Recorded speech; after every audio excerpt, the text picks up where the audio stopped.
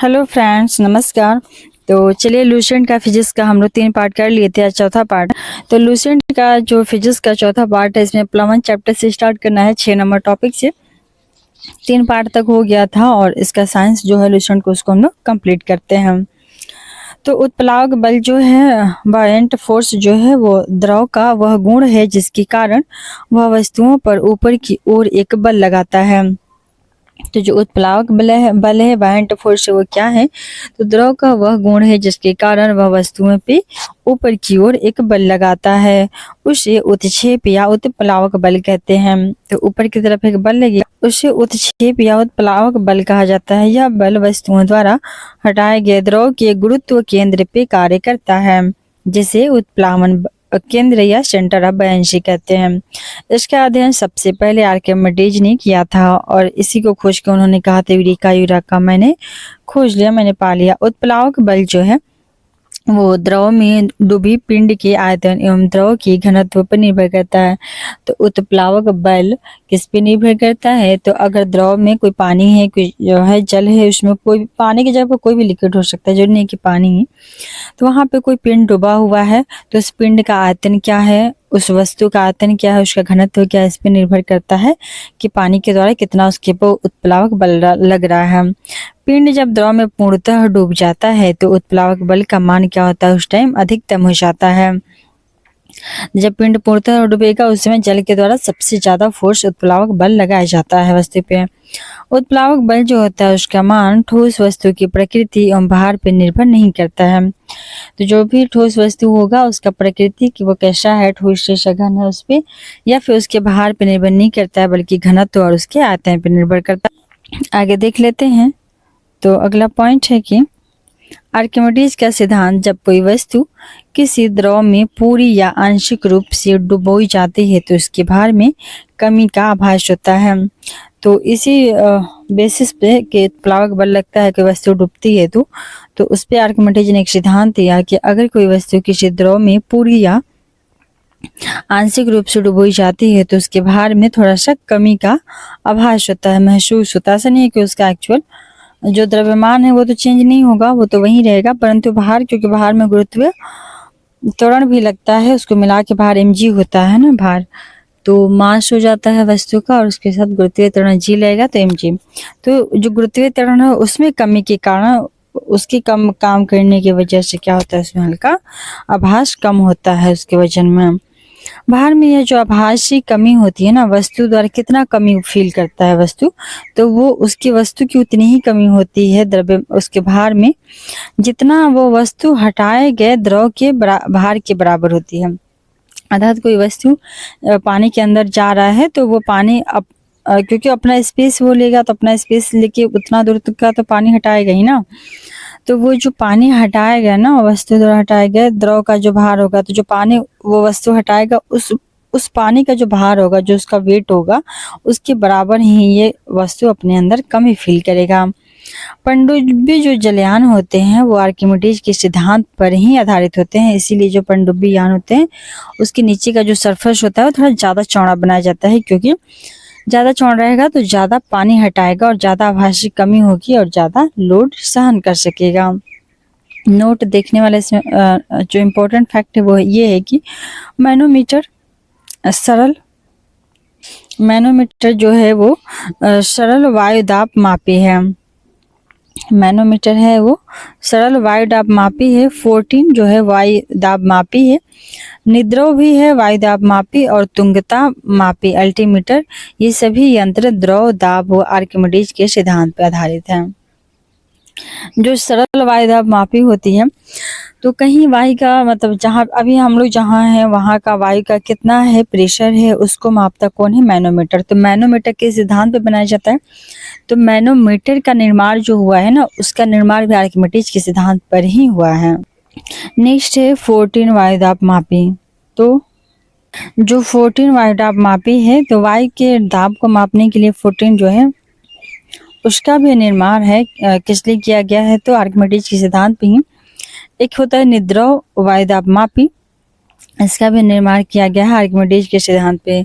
तुंगता मापी अल्टीमीटर जो है अल्टीमीटर का भी निर्माण किया गया है आर्किमिडीज के सिद्धांत पर। नेक्स्ट पॉइंट देख लेते हैं। तो प्लवन का नियम क्या है? तो प्लवन का जो पहला नियम है वो क्या कहता है? तो प्लवन का फर्स्ट नियम कहता है कि संतुलित अवस्था में तैरने पर वस्तु जो होती है अपने भार के बराबर द्रव विस्थापित करती है। अगर कोई वस्तु वहाँ उस पानी में तैर रही है तो वो संतुलित अपने भार के बराबर द्रव को विस्थापित कर देती है और उसका वजन फील नहीं होता है, उसका जो भार होती है वो नगण्य के बराबर हो जाती है और इसलिए वो आसानी से तैर पाता है। सेकेंड पॉइंट कहता है कि ठोस का जो गुरुत्व केंद्र होता है वह तथा हटाए गए द्रव का जो गुरुत्व केंद्र है दोनों एक ही ऊर्ध्वाधर रेखा में होने चाहिए। तो जो भी ठोस वस्तु है, कोई भी ठोस वस्तु जो पानी में तैरेगा तो उसका जो गुरुत्व केंद्र होगा, ठोस वस्तु का गुरुत्व जो केंद्र होगा और जो पानी हटाएगा उस पानी का गुरुत्व केंद्र दोनों एक ही दिशा में होना चाहिए, ऊर्ध्वाधर होना चाहिए, ऊपर नीचे होना चाहिए। घनत्व, अगला पॉइंट देख लेते हैं घनत्व। तो घनत्व क्या होती है? घनत्व बराबर फार्मूला क्या होता है इसको याद कर लेना है, द्रव्यमान बटे में आयतन। तो घनत्व बराबर होता है द्रव्यमान बटा में आयतन और इसका इकाई मात्रक होता है metre cube, kilogram metre cube होता है। मीटर क्यूब पे माइनस है, -3 होता है क्योंकि द्रव्यमान का क्या हो जाता है? केजी। द्रव्यमान का केजी और आयतन क्या हो जाएगा? तो इसका मीटर पे -3 आ जाएगा, नीचे है तो ऊपर जाएगा तो -3, क्योंकि लंबाई गुणे ऊंचाई गुणे चौड़ाई होती है ना आयतन। तो तीनों को, लंबाई को भी मीटर में मेजरमेंट करेंगे, चौड़ाई को भी मीटर, ऊंचाई को भी मीटर, तो ये तीनों हो जाएंगे। इसका मात्रक मीटर m पे 3 और ऊपर जाएगा तो -3, तो केजी m पर -3 होता है इसका सही मात्रक घनत्व का। आपेक्षिक घनत्व क्या होता है? रिलेटिव डेंसिटी क्या होती है या विशिष्ट गुरुत्व स्पेसिफिक ग्रेविटी क्या होती है? तो जो अपेक्षिक घनत्व होता है वो होता है वस्तु का घनत्व बटे में 4 डिग्री सेंटीग्रेड पे पानी का घनत्व। क्योंकि 4 डिग्री सेंटीग्रेड पे जो पानी का घनत्व होता है वो मैक्सिमम होता है, उससे ज़्यादा वो नहीं बढ़ सकता उसका घनत्व। तो इसीलिए 4 डिग्री सेंटीग्रेड पे पानी घनत्व को आइडियल मान लिया गया है और इसी को मेजर करके इसी के आधार पे किसी भी वस्तु का घनत्व निकाला जाता है। तो अपेक्षिक का रिलेटिव का मतलब ये है कि किसी से कंपेयर करना है तो किससे कंपेयर करना है? पानी से करना है और पानी के घनत्व से करना है, और भी कितने डिग्री सेंटीग्रेड पे? तो 4 डिग्री पे। उसके बाद वस्तु घनत्व रख देना है और फिर दोनों को डिवाइड कर देना है, पता लग जाएगा कि उसके कंपेरिजन इसका कितना कम है, ज़्यादा है, रिलेटिव कितना घनत्व है। तो जल का जो महत्तम घनत्व होता है वो 4 डिग्री सेंटीग्रेड पे होता है, 39.2 डिग्री फ़ारेनहाइट पे होता है। तो जो जल का घनत्व होता है वो महत्तम होता है 4 डिग्री सेंटीग्रेड पे और फ़ारेनहाइट पे होता है 39.2 डिग्री फ़ारेनहाइट। फ़ारेनहाइट पे होता है 39.2 डिग्री फ़ारेनहाइट। अपेक्षिक घनत्व जो है एक अनुपात है, अतः इसका कोई मात्रक नहीं होता है। अपेक्षिक घनत्व रिलेटिव डेंसिटी का कोई मात्रक नहीं होता है, क्योंकि ऊपर में भी मात्रक नीचे में भी दोनों कट जाएगा तो इसका कोई मात्रक नहीं होगा। मात्रक की सभी प्रणाली में इसका मान समान होता है और अपेक्षिक घनत्व का हाइड्रोमीटर से मापा जाता है। अपेक्षिक घनत्व हाइड्रोमीटर। नेक्स्ट क्वेश्चन है, नेक्स्ट पॉइंट है कि सामान्य जल की अपेक्षा जो समुद्री जल होता है उसका घनत्व अधिक होता है। सामान्य जल की अपेक्षा समुद्री जल का घनत्व जो होता है वो अधिक होता है। अगला पॉइंट है कि जब बर्फ समुद्र के पानी में तैरती है तो उसका आयतन का 1/10 भाग क्या होता है? पानी के ऊपर होता है। अर्थात कि कोई बर्फ है समुद्र में तैर रही है तो उसका 10 भाग क्या है? नीचे है और उसका 10 में से 9 भाग नीचे है और 1 भाग ऊपर है। 1/10 का मतलब क्या हुआ कि टोटल 10 भाग है, उस 10 भाग में से 10 नीचे है, इसका मतलब टोटल 10 भाग हुआ। तो 10 भाग में से 1 भाग क्या है? पानी के ऊपर है, 9 भाग क्या है? पानी के अंदर है। तो कुल 10 में से 1 भाग पानी के ऊपर और पानी के 9 भाग अंदर होता है जब बर्फ समुद्र के पानी में तैरती हो, तो ना कि नॉर्मल जल में। नॉर्मल जल का कंसेप्ट अलग हो जाता है, तो ये समुद्र की पानी में दिया हुआ। किसी नेक्स्ट पॉइंट है कि किसी बर्तन में जब पानी भरा जाता है और उस पर बर्फ तैर रही है और जब बर्फ पूरी तरह से पिघल जाएगी तो पात्र में जो पानी होता है उसका तल क्या होता है? बढ़ता नहीं है बल्कि पहले के समान ही रहता है। कोई बर्तन है और उस बर्तन में पानी भरा हुआ है और इसमें कोई बर्फ का टुकड़ा डाल दिए तो ये जब पिघलेगा तो भी ये जल का स्तर जितना रहेगा उतना ही रहेगा। परंतु अगर कोई पानी है और वो पानी इसमें भरा हुआ है और ये पात्र है, इसमें बर्फ जम जाती है तो वो क्या होती है, थोड़ा उसका बढ़ जाता है आयतन। जब पिघलता है बर्फ तो नहीं बढ़ता, परंतु जमता है तो उसका आयतन बढ़ जाता है। नेक्स्ट पॉइंट है कि नमक के घोल का घनत्व जो होता है, तो नमक के घोल का जो घनत्व होता है वो अंडे के घनत्व से अधिक होता है और इसलिए नमक के घोल में अंडा तैरता है। तो नमक का घोल का घनत्व क्या हो जाएगा, अंडा से ज़्यादा हो जाएगा और इसलिए अंडा उसमें क्या करेगा, तैरेगा। क्योंकि अगर किसी चीज़ का डेंसिटी ज़्यादा होता है, घनत्व ज़्यादा होता है, जो कम घनत्व का होता है तो उसमें वो तैरने लगता है, उसमें वो नहीं डूब पाएगा। आगे देखते हैं कि दूध की जो शुद्धता होती है, तो दूध की शुद्धता होती है वो दुग्ध मापी लैक्टोमीटर से मापी जाती है। दूध की शुद्धता लैक्टोमीटर से मापी जाती है। नेक्स्ट पॉइंट है कि मित्त केंद्र जो होता है, मेटा सेंटर होता है, या तैरती हुई वस्तु द्वारा जो विस्थापित द्रव होते हैं उसके गुरुत्व केंद्र को उत्प्लावन केंद्र कहते हैं। अगर मान लीजिए कोई वस्तु तैर रही है और वो पानी को जो विस्थापित की, तो उसका केंद्र और उस वस्तु का गुरुत्व केंद्र तो एक डायरेक्शन में होना चाहिए। उसके साथ ही जो वो पानी का गुरुत्व केंद्र है उसको उत्प्लावन केंद्र कहा जाता है। उसको उत्प्लावन केंद्र से और उत्प्लावन केंद्र से जाने वाले ऊर्ध्व रेखा जिस बिंदु पर वस्तु के गुरुत्व केंद्र से जाने वाली प्रारंभिक ऊर्ध्व रेखा को काटती है उसे मित्त केंद्र भी कहा जाता है, उसे ही मित्त केंद्र कहते हैं। तो मित्त केंद्र क्या होता है कि उत्प्लावन केंद्र और गुरुत्व केंद्र को जो कट जिस पॉइंट पे करता है वही मेटा केंद्र है। आगे देख लेते हैं। तो अगला टॉपिक है कि तैरने वाली वस्तु की अस्थायी संतुलन के लिए शर्तें क्या क्या हैं। तो अगर कोई वस्तु को तैरना है, जैसे या जलयान बना रहे हैं या कुछ भी बना रहे हैं समुद्र में तैरने के लिए, तो उसके लिए अस्थायी संतुलन होना चाहिए और अस्थायी संतुलन के साथ वो तैरना चाहिए। तो उसके लिए कुछ शर्तें दी गई हैं, जैसे कि पहला शर्त यह है कि जो मित्त केंद्र है ना वो गुरुत्व केंद्र के ऊपर होना चाहिए। मित्त केंद्र हमेशा क्या होना चाहिए, गुरुत्व केंद्र के ऊपर होना चाहिए। और सेकेंड शर्त यह है कि वस्तु का जो गुरुत्व केंद्र है वह हटाए गए द्रव का गुरुत्व केंद्र अर्थात उत्प्लावन केंद्र दोनों को एक ही ऊर्ध्वाधर रेखा में होना चाहिए।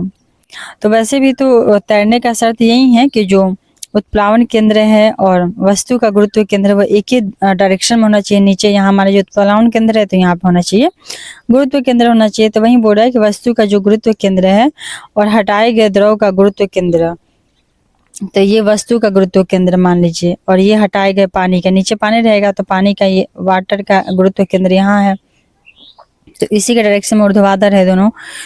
दोनों क्या होना चाहिए, एक ही रेखा में होना चाहिए। और ये जो जहाँ पे ये रेखा कट करती है ना, यही होता है मिड पॉइंट, जो ये बोल रहा है मित्त केंद्र, तो ये गुरुत्व केंद्र के ऊपर होना चाहिए।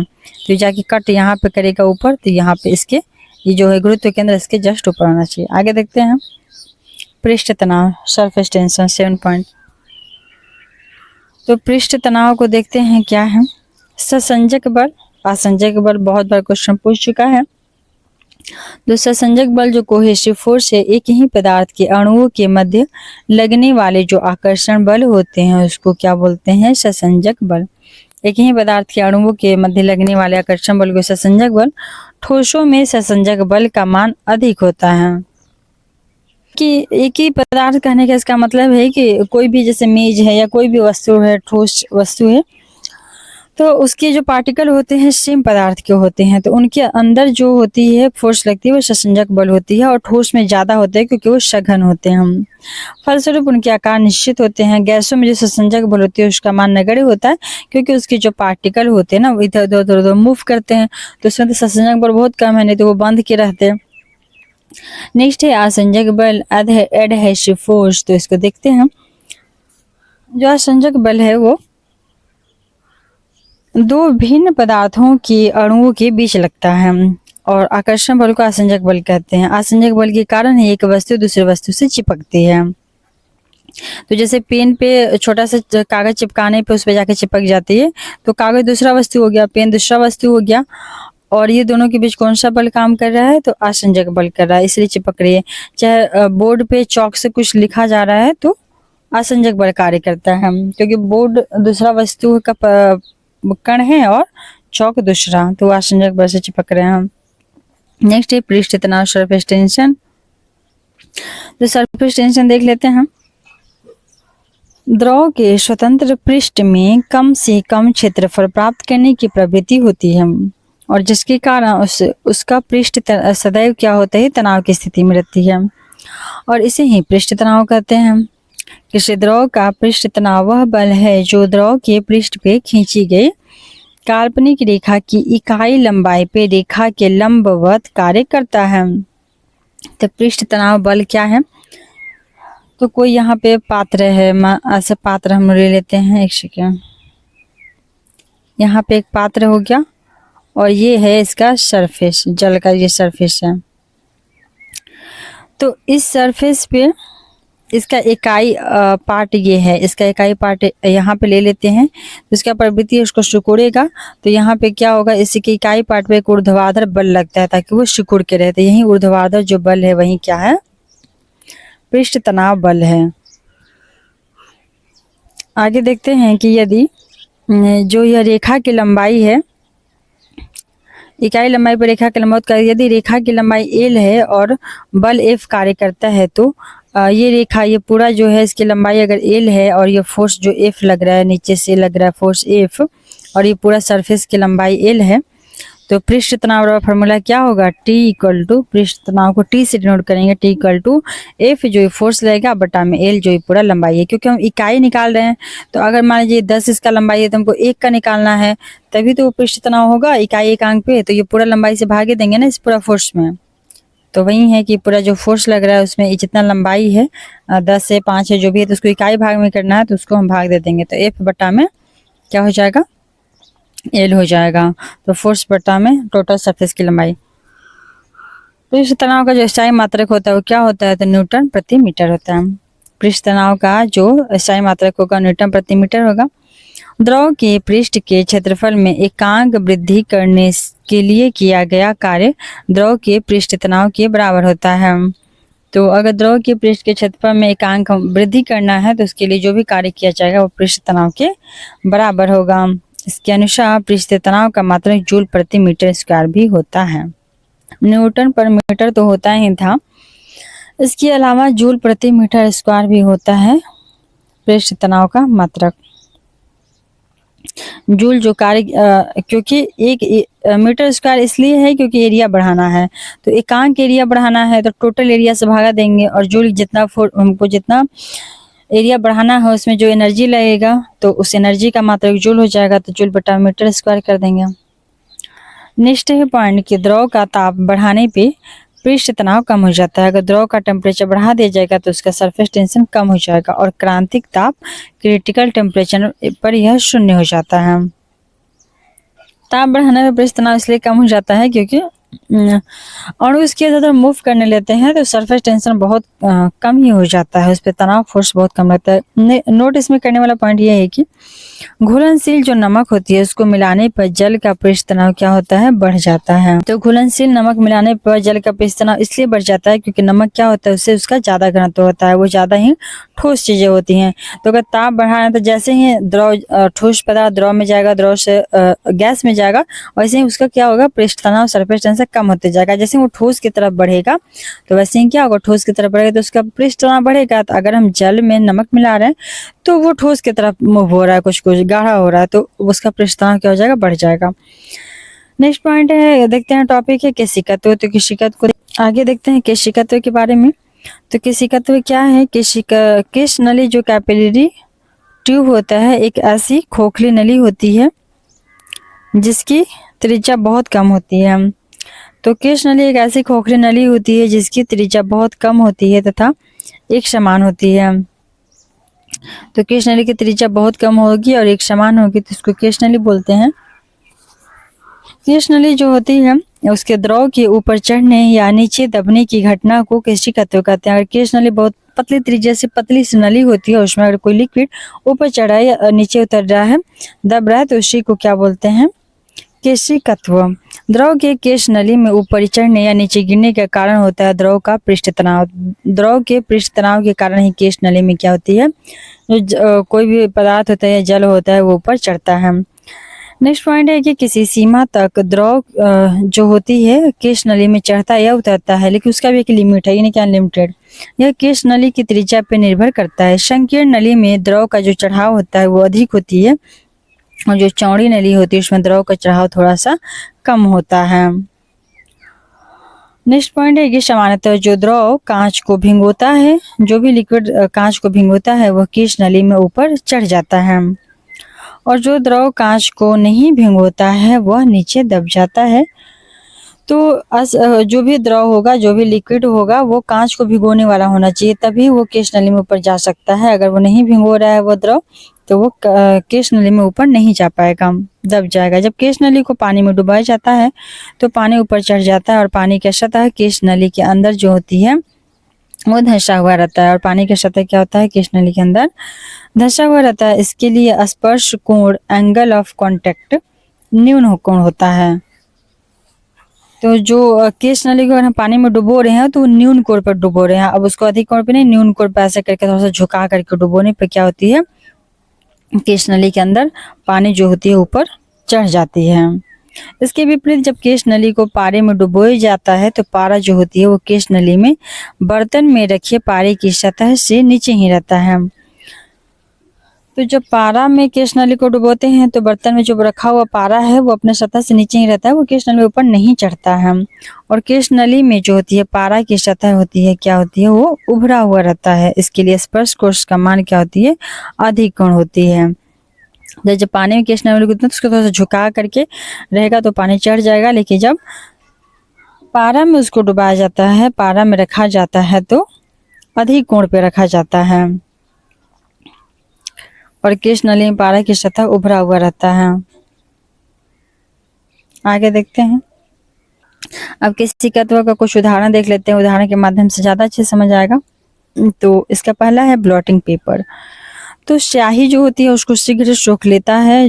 ब्लॉटिंग पेपर जो होती है, देखिए हमें ब्लॉटिंग पेपर में स्याही क्या होती है, जल्दी ही सोख लेता है, क्योंकि इसमें जो बना छोटा छोटा छिद्र होता है वो केश नली की तरह कार्य करता है। सेकेंड एग्जाम्पल है कि लालटेन या लैंप की बत्ती में क्या होती है, जो तेल होती है धीरे धीरे ऊपर जाती है और वह के जलती रहती है। तो वो ऊपर क्यों आ रही है, किसी तत्व के कारण है। घर में भी पहले कपड़े का, सूती कपड़े का जो बनाया जाता था तो उसमें भी तेल धीरे धीरे ऊपर चल जाते हैं, या फिर दिवाली में ही बनाया जाता है रुई का, तो वो एक तरह से किसी तत्व का ही कार्य करती है। उसमें तेल क्या होता है, ऊपर चढ़ जाता है, वो एक किसी तत्व के जैसा वो कार्य करता है। तीसरा एग्जाम्पल है पेड़ पौधे की शाखाओं। तो जो पेड़ पौधे की शाखा है, तना है और पत्ती है, पेड़ पौधे की शाखा, तना और पत्तियां एक जल और आवश्यक लवण किसी तत्व क्रिया के द्वारा ही पहुंचते हैं। तो जो पेड़ पौधे के जड़ होते हैं वो जमीन के अंदर से जल और खनिज लवण लेते हैं और धीरे धीरे वो तनों के माध्यम से पत्तियों तक पहुंचाते हैं। तो ये सब किसी तत्व की क्रिया के द्वारा ही पहुंचते हैं। फोर एग्जाम्पल है कि कृत्रिम जो उपग्रह होते हैं, आर्टिफिशियल जो सैटेलाइट बनाए जाते हैं, उसके अंदर भारहीनता की अवस्था होती है, अर्थात उसके अंदर कोई मौजूद अगर व्यक्ति है या कोई भी चीज है तो उसको अपना भार महसूस नहीं होता है, वो ऐसा लगेगा कि तैर रहा है। तो यदि किसी केश नली को जल में खड़ा किया जाए तो नली में चढ़ने वाले जो जल होगा उसका स्तंभ प्रभावी भार शून्य होने के कारण जल नली के दूसरे सिरे तक पहुंच जाएगा, चाहे केश नली कितनी भी लंबी क्यों ना हो। तो जब भारहीनता की स्थिति होती है तो उसमें केश नली में क्या होता है, कोई भी वस्तु होगा, जल या कुछ भी तो लिक्विड, तो वो क्या होगा, दूसरे सिरे तक आसानी से पहुंच जाएगा, क्योंकि और कितना भी लंबा केश नली होगा वो भारहीनता प्रभावी भार शून्य होने के कारण वो जल के दूसरे सिरे तक आसानी से पहुंच जाएगा। 5 नंबर पॉइंट है कि वर्षा के बाद, पांचवा एग्जाम्पल है कि वर्षा के बाद जो किसान होते हैं अपने खेतों की जुताई कर देते हैं, और ताकि मिट्टी में जो बनी केश नलियां हैं वो टूट जाएं और पानी ऊपर ना आ सके और मिट्टी में नमी बनी रहे। तो वर्षा ऋतु में क्या होती है कि खेतों में केश नलियां बन जाती है, जिसके माध्यम से जो भी बारिश होती है धीरे धीरे जमीन के अंदर पानी पहुंचते रहता है। तो उन केश नलियों को तोड़ने के लिए ही वर्षा के खत्म होने के बाद ही जुताई किया जाता है खेतों का, और उससे क्या होती है, केश नलियां टूट जाती हैं और पानी जो होती है जमीन के अंदर ना ऑब्जर्व करके वो सतह के ऊपर ही रहती हैं, लगी हुई रहती हैं और नमी बनी रहती है। छठा एग्जाम्पल है कि पेन का जो नींब होता है जो पेन होती है, पेन का नीब होती है, उसके बीच से चीरा होता है। ये पहले के लोग यूज करते थे, अभी हम लोग तो बॉल पॉइंट पेन का यूज कर रहे हैं। पहले नींब वाला पेन चलता था, तो उसमें चीरा होता है। इसमें क्या होती है, छोटी सी बारीकी केश नली बन जाती है और केश नली द्वारा क्या होती है, स्याही नीब के नोक तक चढ़ जाती है। तो पेन के नीब में बीच से चीरा होगा और उसके उसी के माध्यम से स्याही धीरे धीरे वहां पे चढ़ती जाती है। सातवां है कि एग्जाम्पल है ये केशिकत्व की क्रिया के कारण ही जो कॉफी पाउडर होती है वो जल में बहुत ही शीघ्र घुल जाती है। कॉफी पाउडर भी जल में घुल जाती है केशिकत्व के कारण ही। नेक्स्ट है कि पतली सुई जो होती है वो पृष्ठ तनाव के कारण ही पानी पे तैराई जा सकती है। जो पतला सा सुई होता है उसको अगर पानी पर रख दिया जाए तो वो तैरने लगेगी, तो वो पृष्ठ तनाव के कारण ही पानी पे तैरने लगती है। आगे देखते हैं। तो नेक्स्ट है कि जो साबुन होता है, डिटर्जेंट आदि, तो साबुन डिटर्जेंट आदि जो जल का पृष्ठ तनाव है इसको कम कर देते हैं। ये जल के पृष्ठ तनाव को कम कर देते हैं और अतः वे मैल में गहराई तक चले जाते हैं और जिससे कपड़ा ज़्यादा साफ हो जाता है। तो साबुन डिटर्जेंट इसलिए बनाया भी जाता है कपड़े साफ कर सके। तो कपड़े में पानी लगा हुआ है तो वो क्या करता है, उसका जो पानी है, कपड़ा है, उसका पृष्ठ तनाव को कम कर देगा, थोड़ा मुलायम बना देगा और धीरे धीरे कपड़े के अंदर साबुन डिटर्जेंट घुस जाता है और उसके बाद क्या होता है, कपड़े की सफाई करता है। तो जो साबुन के घोल होते हैं, उस नेक्स्ट है पॉइंट कि साबुन के घोल होते हैं उनके बुलबुले बड़े इसलिए बनते हैं कि जल में जो साबुन होती है उसको घोलने पर उसका पृष्ठ तनाव क्या हो जाता है, कम हो जाता है। तो जल में जब साबुन घोल दिया जाता है तो उसका पृष्ठ तनाव कम हो जाता है और वो बुलबुला बनाता है, उसके अंदर थोड़ा सा गैस आ जाती है, तो पृष्ठ तनाव कम होने के कारण बुलबुला बना लेता है। अगला पॉइंट है कि पानी पे मच्छर के लार्वा तैरते हैं, परंतु पानी में मिट्टी का अगर हम तेल छिड़क देते हैं तो उसके पृष्ठ तनाव क्या होगा, कम हो जाएगा और इससे क्या होगी, लार्वा पानी में डूब के मर जाएंगे। तो अगर लार्वा ऊपर से तैर रहे हैं पानी के ऊपर तो उसका पृष्ठ तनाव है जो उसको रोक के रखा है वो नीचे नहीं डूबने दे रहा है। अगर वहीं पृष्ठ तनाव को हम कम कर दें तो लार्वा क्या हो जाएगा, डूब जाएगा। तो इसीलिए मिट्टी का तेल छिड़क दिया जाता है। नेक्स्ट है गरम सूप जो होती है वो स्वादिष्ट लगती है। गरम कोई भी खाना होता है, कुछ भी होता है, वो टेस्टी लगता है क्योंकि गरम जो द्रव होती है उसका पृष्ठ तनाव क्या होता है, कम होता है। गरम चीज़ों का पृष्ठ तनाव क्या होता है, कम होता है। वैसे भी मैं अभी कुछ देर पहले बोली थी कि जैसे कि अगर हम ठोस से गैस की तरफ बढ़ रहे हैं तो धीरे धीरे क्या होते जाएगा, उसका पृष्ठ तनाव कम होते जाएगा। अगर हम गैस से धीरे धीरे ठोस की तरफ मूव हो रहे हैं तो उसका पृष्ठ तनाव क्या होगा, बढ़ते जाएगा। तो एक गर्म द्रव है तो क्या है, धीरे धीरे ये अगर ज़्यादा और गर्म हो जाता है तो गैस में परिवर्तित हो जाता है, धीरे धीरे ये गैस की तरफ मूव हो रहा है। तो या फिर टेम्परेचर भी बढ़ा देंगे तो क्या हो जाएगा, पृष्ठ तनाव कम हो जाता है किसी पदार्थ का। तो गर्म जो द्रव होता है उसका पृष्ठ तनाव क्या होती है, उसका टेम्परेचर बढ़ा हुआ है तो उसका पृष्ठ तनाव कम होता है, इसलिए वो टेस्टी लगता है। अतः वो जो जीभ के ऊपर जब जाता है तो वो सभी भागों में अच्छी तरह से फैल जाता है क्योंकि उसका पृष्ठ तनाव कम है, जो सभी भाग में फैल जाएगा और वो टेस्टी लगेगा। साबुन के जो बुलबुले होते हैं उसको आवेशित करने पर उसकी त्रिज्या बढ़ जाती है और साबुन के बुलबुले को आवेशित कर दिया जाएगा तो उसकी त्रिज्या क्या हो जाएगी, बढ़ जाएगी। नेक्स्ट टॉपिक है श्यानता, 8वां नंबर। इसको हम लोग देखेंगे अगले वीडियो में। इस वीडियो को कहते हैं पे समाप्त। Thanks for watching. मिलते हैं अगले वीडियो में।